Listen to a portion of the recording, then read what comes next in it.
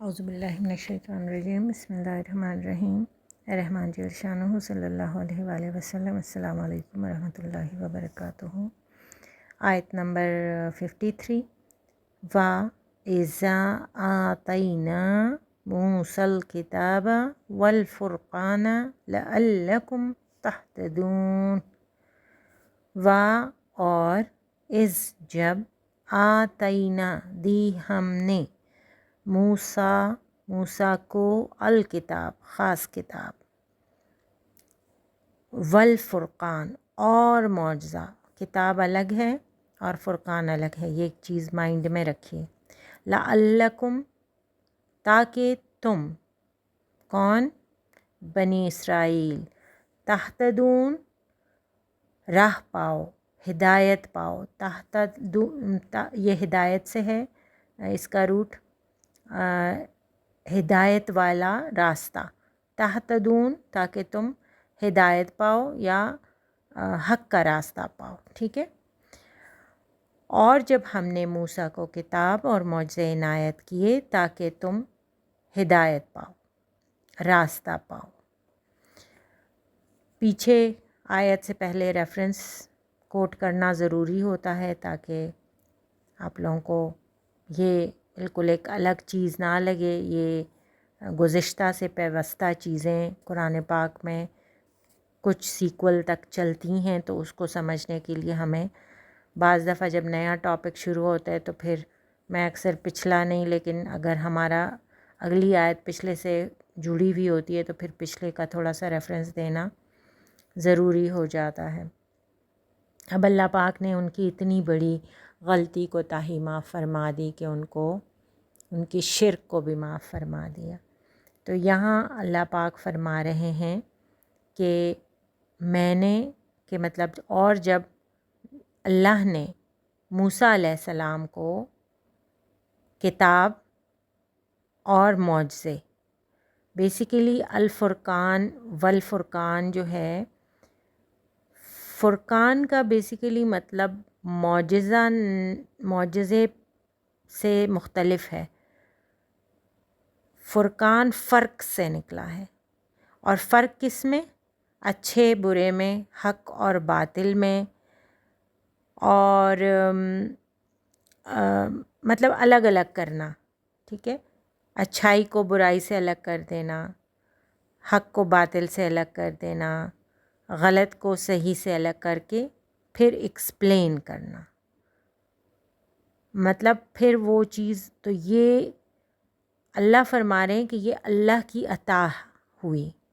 مطلب کوئی بھی انسان، ہم جب بھی پیغمبروں کی بات کرتے ہیں یا ہم اللہ کے لوگوں کی بات کرتے ہیں یا ہم ایک عام انسان کی بھی بات کرتے ہیں، تو ہم کچھ بھی ایسے نہیں کہہ سکتے کہ یہ اس بندے کو خود سے ایک چیز مل گئی۔ ایون کوئی بھی سائنٹسٹ ہے، نیوٹن ہے، حکمت میں، ڈاکٹریٹ میں، جس بھی علوم میں بھی جتنی بھی ترقی ہوئی ہے، جو انوینشنز ہوئی ہیں، جو ایک نئے سرے سے ایک چیز بنائی گئی ہے، وہ اس بندے کے دماغ یا فہم میں کسی سورس سے ڈالی جاتی ہیں اور اس بندے کو چنا جاتا ہے اور اس کو پھر گائیڈ کیا جاتا ہے۔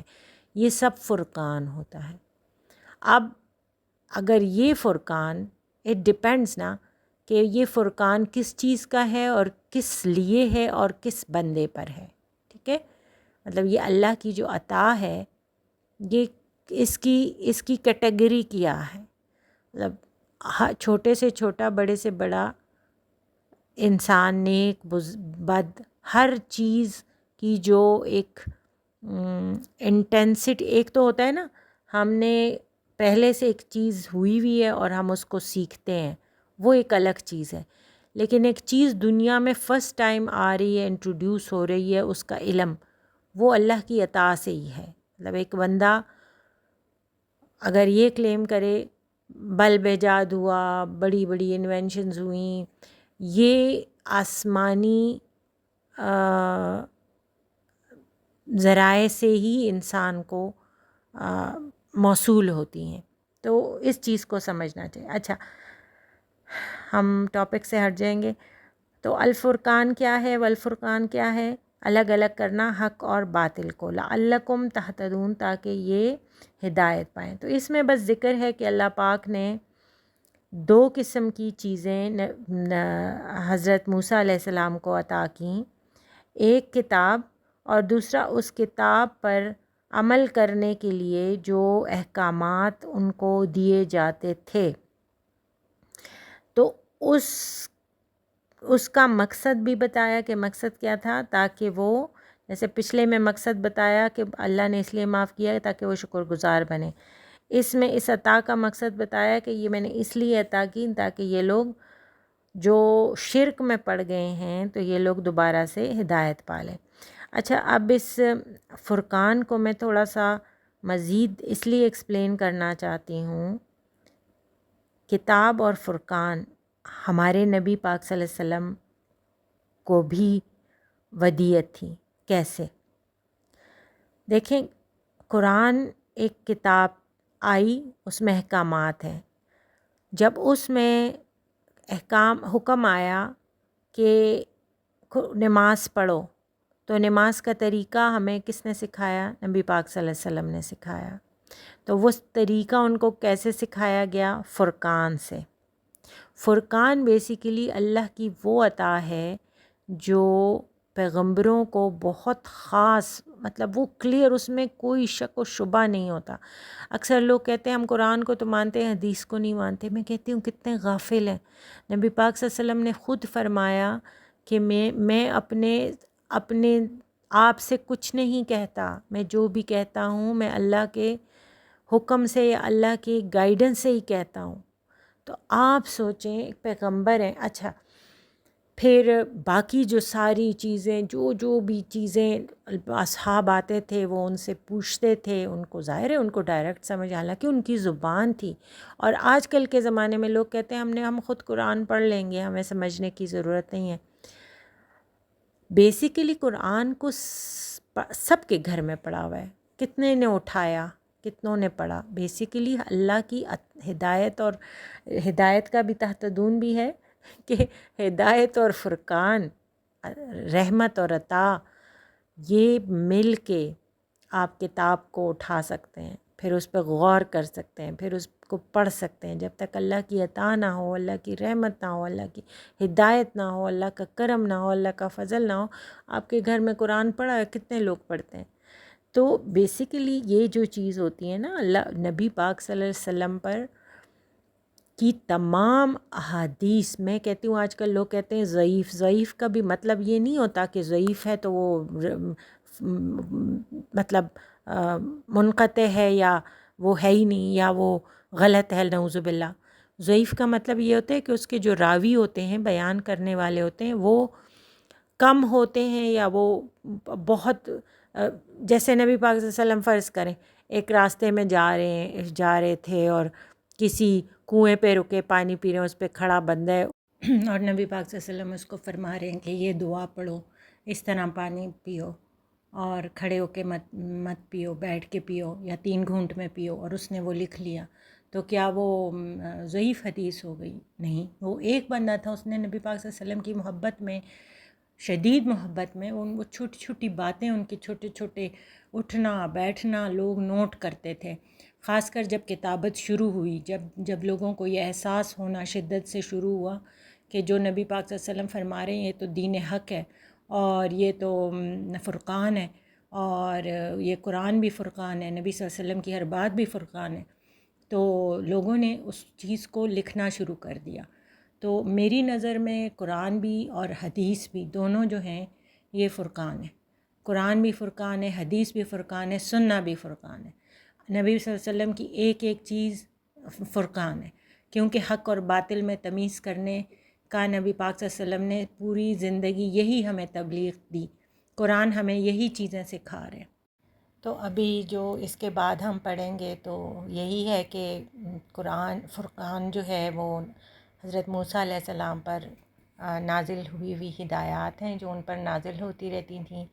اور تورات جو ہے وہ ایک کتاب ہے، ایک ریٹن فارم میں تھی، کیونکہ جو حضرت موسیٰ علیہ السلام کو عطا ہوتا تھا تو وہ تو ڈائریکٹ اللہ سے کلام کرتے تھے، تو وہ ظاہر ہے اللہ کا ڈائریکٹ کلام ہر وقت سننا، اللہ سے باتیں کرنا، یہ کوئی آسان مطلب جس کو کہنا کہ سوچ سے مطلب بہت ماورا چیز ہے کسی کے لیے بھی، کسی بھی مومن کے لیے. تو ابھی ہم کچھ قرآن پاک کے حوالے اور حدیث کے حوالے اس میں پڑھیں گے کہ کہاں کہاں کیا کیا ارشاد ہوا. قرآن سے کچھ وضاحت ہے. کتاب سے مراد تورات ہے اور حضرت موسیٰ علیہ السلام پہ نازل ہوئی. تو فرقان جو ہے سورہ آل عمران میں ہے. اس نے اس سے پہلے تورات اور انجیل کی اور فرقان کی بھی، یعنی فرقان بھی نازل ہوئی اور تورات بھی، انجیل بھی اور فرقان بھی. مطلب فرقان الگ ذکر آیا ہے اور تورات انجیل کا الگ ذکر آیا ہے. سورہ فرقان میں ہے بڑا بابرکت ہے وہ جس نے فرقان کو نازل کیا تاکہ وہ تمام جہانوں کو خبردار کر دے. قرآن مجید بھی حق و باطل میں فرق کرنے والا ہے اور تمام امت کے لیے ہدایت ہے.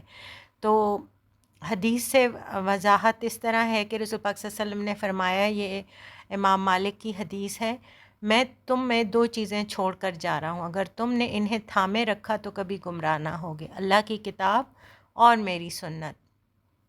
اب نبی پاک صلی اللہ علیہ وسلم کی ایک اور حدیث ہے کہ فرقان کے احکامات پر عمل کرنا. نبی صلی اللہ علیہ وسلم نے تعلیم دی ہے کہ ہر عمل کو قرآن اور سنت کے مطابق پرکھا جائے کیونکہ یہ دونوں فرقان ہیں. اب یہی چیز واضح ہو رہی ہے جو ہم نے بات کی. اور قرآن پاک میں جو ہے ایک اور جگہ حق اور باطل کی پہچان کے بارے میں سورہ الحج میں ہے، جو زمین میں طاقت حاصل کریں، نماز قائم کریں، زکوٰۃ دیں اور اچھائی کا حکم دیں اور برائی سے روکیں. مطلب وہ لوگ جو یہ کام کریں وہ صحیح ہیں اور حق پر ہیں. عدل و انصاف کے بارے میں المائدہ میں ہے، عدل پر قائم رہو کیونکہ یہ تقویٰ کے زیادہ قریب ہے. مطلب جو لوگ عدل کرنے والے، انصاف کرنے والے ہیں، وہ اللہ کے تقویٰ، اللہ کے اصولوں پر عمل پیرا ہونے والے لوگ ہیں، اور اللہ کے تقویٰ کے زیادہ قریب وہ ان کو کنسیڈر کیا جائے گا جو عمل جو عدل والے ہوں گے. اب جو معاشرے بھی عدل سے عاری ہو جاتے ہیں تو وہاں پر پے در پہ عذاب آنا شروع ہو جاتے ہیں. تو یہ بات نوٹ کرنے کی کہ کیوں، اس لیے کہ اللہ پاک ان سے ناراض ہو جاتے ہیں، سمپل. تو سورہ النحل میں ہے کہ بے شک اللہ انصاف، احسان اور قریبی رشتہ داروں کو دینے کا حکم دیتا ہے. کہ مطلب انصاف، احسان جو ہے وہ قریبی رشتہ داروں کو دینے کا حکم ہے. کہ اگر آپ فرسٹ پریورٹی پہ ہمارے فرسٹ جو ہمارے اولاد ہیں یا ماں باپ ہیں یا پھر بہن بھائی ہیں، شوہر ہے، شوہر کے لیے جیسے اس کے ماں باپ، بہن بھائی ہیں، تو یہ پریورٹی ہوں گے. تو یہ ہے بس اللہ پاک ہمیں ان سب باتوں پر، اچھی باتوں پر عمل کی توفیق عطا فرمائے اور بری باتوں سے روکے، اور جو اچھی باتیں ہم نے کی اللہ پاک اس کو اپنے در پہ قبول منظور فرمائے. آمین ثم آمین. اور اگر کوئی غلطی کوتاہی ہوئی ہو تو اللہ پاک اس کو معاف فرما دے. آمین ثم آمین. صدق اللہ العلی العظیم.